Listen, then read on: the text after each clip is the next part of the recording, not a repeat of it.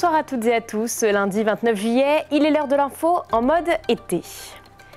4 jours après une opération de sabotage sur le réseau SNCF, la Meuse vient d'être touchée par une coupure de fibre optique.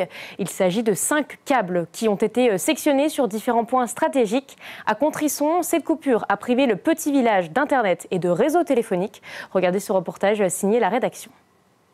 Dans ce petit village, les habitants se sont réveillés ce matin sans fibre optique. Plus d'internet, plus de réseau téléphonique. 780 habitants sont coupés du monde moderne. Dans la nuit de dimanche à lundi, 5 câbles de fibre optique ont été sectionnés. Un acte de vandalisme qui s'est produit dans plusieurs départements et qui étonne le maire de la commune. Bon, j'avoue ne pas comprendre les raisons qui poussent des individus ou un groupe d'individus à commettre de tels actes de malveillance, puisque je ne vois pas qui profitent finalement ces actes de malveillance.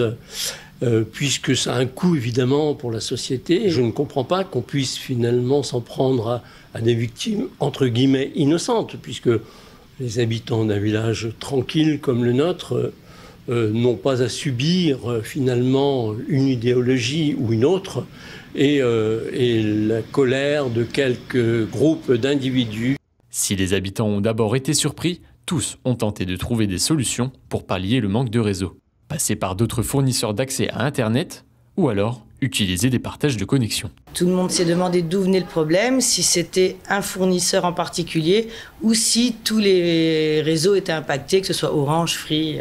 On fait sans, c'est tout, on se débrouille autrement et puis tout le monde n'est pas sur le même réseau, donc on arrive à passer avec d'autres adresses mail en s'aidant autrement. C'est tout le département de la Meuse qui semble impacté. Les réseaux de SFR et de Free sont particulièrement touchés. Pour le moment, aucun service Internet n'est en capacité de donner plus de détails sur les délais nécessaires pour réparer ces câbles fibres. Et côté justice, le procureur de Bar-le-Duc a ouvert une enquête pour dégradation et destruction de biens publics. Les sections de recherche de Commercy et de Nancy sont chargées de l'affaire. Alors que les Jeux Olympiques battent leur plein à Paris, le Lac-du-Der a proposé un week-end 100% sportif à ses visiteurs. Des célèbres basketteurs ont dribblé pour la première fois sur le nouveau terrain de basket de Giffaumont. Un lieu atypique, à la fois artistique et sportif. Céline Moreau s'est rendue sur place. Dribble croisé entre les jambes ou encore mouvement de rotation, une vingtaine de jeunes sont venus tester le nouveau terrain de basket de Giffaumont-Champaubert. Le projet a été financé par le syndicat du Der et l'Office du tourisme du Lac-du-Der. Plus de 20 000 € ont été nécessaires. Je le trouve très beau. C'est vrai que les formes elles sont jolies. Les couleurs aussi, ça donne du peps. C'est bien. Il est super original. Un terrain, moi en rond, j'avais jamais vu ça avant. Là, le fait qu'il y ait un petit clin d'œil aux Jeux Olympiques, je trouve ça top. Surtout le lendemain, c'est super bien calé. Et non, le terrain est génial. Ce nouveau terrain se veut sport mais aussi artistique. En forme de cercle et aux couleurs flashy, il est situé en face du Lac-du-Der où touristes et habitants pourront profiter de ce lieu. Il accueillera du basket, du handball, du BMX ainsi que des activités culturelles. Qui a été fait par un artiste, Étienne Bardelli, qui a mis en lumière en fait cet espace qui était un peu oublié et avec de magnifiques couleurs. On a vraiment un point d'orgue sur cet espace où on fait venir un peu l'art au milieu du Lac-du-Der. Ce week-end, les jeunes ont pu se mesurer à des stars du basket.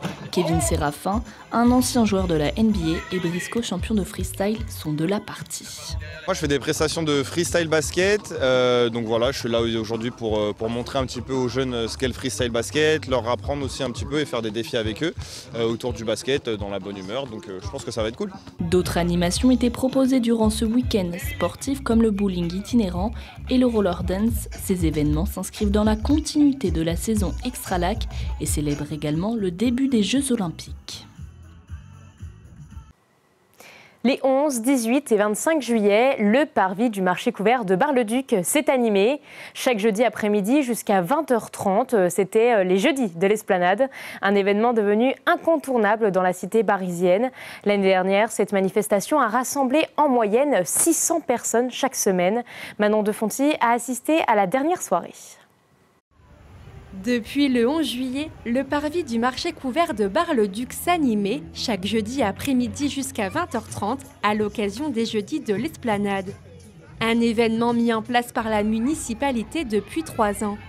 Jeux en bois, structures gonflables, ambiance musicale, de multiples activités ont rythmé cet événement qui s'est clôturé le 25 juillet dernier. L'objectif qu'on avait, c'était d'animer un peu cette place pour faire vivre un peu les commerces et puis que les gens puissent profiter du bord de l'Ornain et pour que ceux qui n'ont pas la chance de partir en vacances puissent un peu profiter de la belle saison. C'est la 3e édition des Jeudis de l'Esplanade, donc ça prend un peu de temps avant que les gens prennent l'habitude. Je pense que les Parisiens ont pris l'habitude de venir se détendre là, après le travail, en pleine semaine. Donc du coup, est-ce que vous ferez un rendez-vous qui sera renouvelé l'année prochaine? Tout à fait, oui, on continuera l'année prochaine. Avec des nouveautés? Ça, c'est la surprise, on verra bien. Le rendez-vous est donc donné. Les Jeudis de l'Esplanade reviendront l'année prochaine pour une 4e édition. Vous avez désormais l'habitude, nous vous proposons chaque jour de redécouvrir un de nos reportages de l'année 2024. Parlons patrimoine ce soir. Commencée il y a plus d'1 an désormais, la rénovation de l'église Notre-Dame de Bar-le-Duc se poursuit. La couverture du bâtiment et l'état des pierres commençaient à être usés. C'est pourquoi la municipalité s'est lancée dans ces travaux. Gaël Bossus s'est rendu sur le chantier en mars dernier. Si les bâches et les échafaudages peu élégants cachent depuis plus d'1 an une partie de l'église Notre-Dame, ce n'est que pour la rendre plus belle dans quelques temps. Cet édifice, construit au Moyen-Âge, avait bien besoin d'une restauration. C'est un projet de restauration, on le nomme comme ça, de restauration qui porte sur le clos et couvert, donc c'est-à-dire sur les parties extérieures essentiellement, donc qui vise à protéger tous les ouvrages intérieurs de l'édifice, et notamment vis-à-vis des infiltrations d'eau, de l'air, du vent, des intempéries de manière générale. Juste avant Notre-Dame, on a restauré l'église Saint-Antoine. Grâce à ces restaurations, on apprend aussi de notre histoire. Ce sont des marqueurs de la ville, des marqueurs du passé de la ville. Notre histoire est vraiment très importante pour la compréhension. Actuellement, la première phase des travaux porte sur le clocher. Comme la couverture du bâtiment, les façades en pierre commençaient à montrer plusieurs signes d'usure. Vous voyez là par exemple, on voit bien que la racine reprend en train de dégrader les joints. Là on voit le reste d'un ancien joint est complètement dégradé. Le pire ennemi généralement des édifices et de leur conservation, c'est principalement l'eau. Donc c'est ce que je vous disais, c'est-à-dire la question de restaurer l'étanchéité, c'est une priorité absolue. De façon, même si on n'engage pas des travaux complets, l'exemple ici de cette végétation, c'est qu'effectivement, on a des racines qui vont s'immiscer à l'intérieur des joints, les dégrader, l'eau qui pénètre. Enfin, c'est des réactions en chaîne, voilà, qui là impliquent qu'on intervienne assez urgemment. La dernière rénovation de l'église remonte à 1995, où une partie de la face nord avait été rafraîchie. Le but des travaux aujourd'hui est de conserver une certaine cohérence avec les restaurations passées. Et suivant les bancs, c'est-à-dire les endroits où on extrait la pierre, on peut avoir différents veinages et différentes teintes, différentes granulométries. Et ça donne ce panachage qui va de l'ocre relativement foncé au jaune, en allant jusque parfois au gris clair. Certains éléments de l'édifice sont trop usés pour être restaurés et ils sont alors retirés. Un tailleur de pierre vient ensuite les recréer à l'identique. Et donc là, il faut retailler toutes les pierres dont les modèles sont ici. Ça, par exemple, c'est ce qu'on appelle un claveau, cette pièce. C'est-à-dire que normalement, elle est posée comme ceci. C'est le sommet d'un arc, si vous voulez. Et donc là, vous avez ce qu'on appelle des moulures, avec une doucine, un filet, voilà, des congés. Enfin bon, tout ça porte des noms. Et alors tout ça, c'est le travail du tailleur de pierre. Voilà. Et donc là, il trace le profil de la moulure. Et après, il va sculpter. Vraiment, il va tailler comme ceci, sur toute la longueur. Pour tous les protagonistes de ce projet, dans les dossiers de la ville depuis une dizaine d'années maintenant, la restauration de ce joyau est une satisfaction. Moi, ça me tient à cœur aussi parce que je suis natif de Bar-le-Duc et que je suis né juste à côté de cette église. Bon, moi, ça, c'est à titre très personnel. Oui, je suis parisienne, donc ça me tient forcément à cœur. Je suis passionnée par mon patrimoine de la ville et c'est vraiment une chance et une opportunité pour moi. Je trouve je suis chanceuse de pouvoir assister à ces chantiers de restauration, à pouvoir les voir de près, de voir comment on restaure, les techniques et de voir également des fois des trouvailles, des choses qu'on n'aurait jamais vues si on ne restaurait pas les monuments. Donc oui, j'ai de la chance.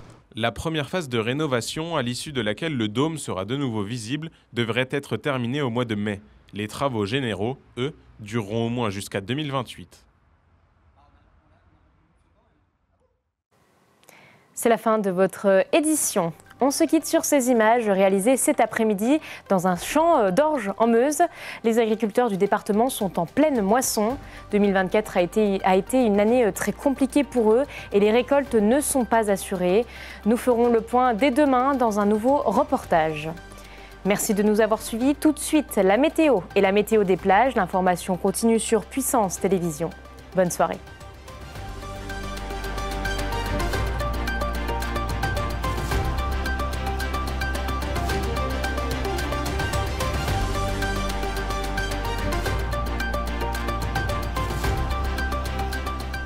Toute l'actualité en continu à retrouver sur notre site internet et notre application mobile.